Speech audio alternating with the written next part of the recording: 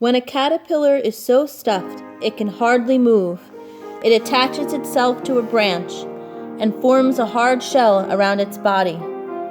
Then, the cells of the caterpillar's body begin to break down, forming a kind of soup. But not all of the cells dissolve. Some that have lain dormant in pockets in the caterpillar's skin suddenly become active.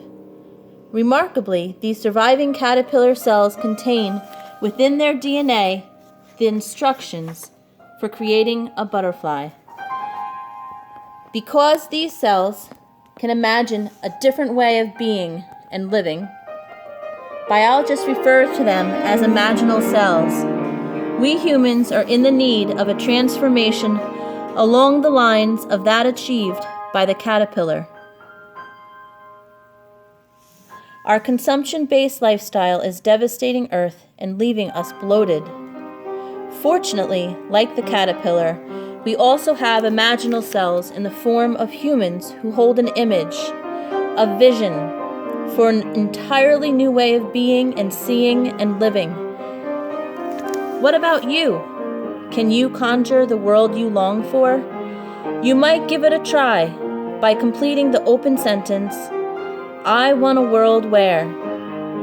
Many today seem to long for a kinder, gentler world, a world infused with care and compassion and honesty. What is the world that you long for? What would be removed, added?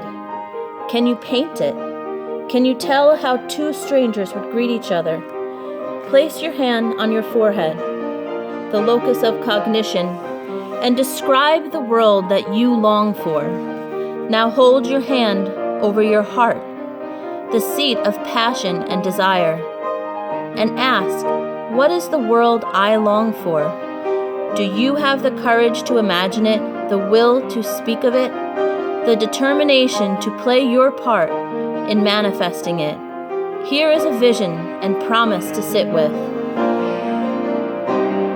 By the end of your lifetime, you will be living in a world unimaginably more beautiful than the one you were born into, and it will be a world that is palpably improving year after year.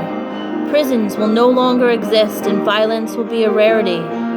Work will be about how may I best give of my gifts instead of how can I make a living.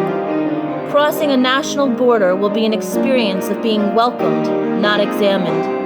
Mines and quarries will barely exist as we reuse the vast accumulation of materials from the industrial age. We will live in dwellings that are extensions of ourselves, eat food grown by people who know us, and use articles that are the best that people in the full flow of their talents can make. We will live in a richness of intimacy and community that hardly exists today. And most of the time, the loudest noises we hear will be the sounds of nature and the laughter of children.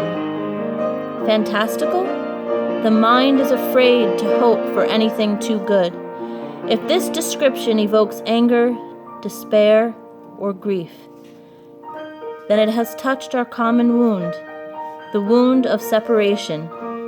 Yet the knowledge of what is possible lives on inside each of us, inextinguishable. We are at the time of the great turning.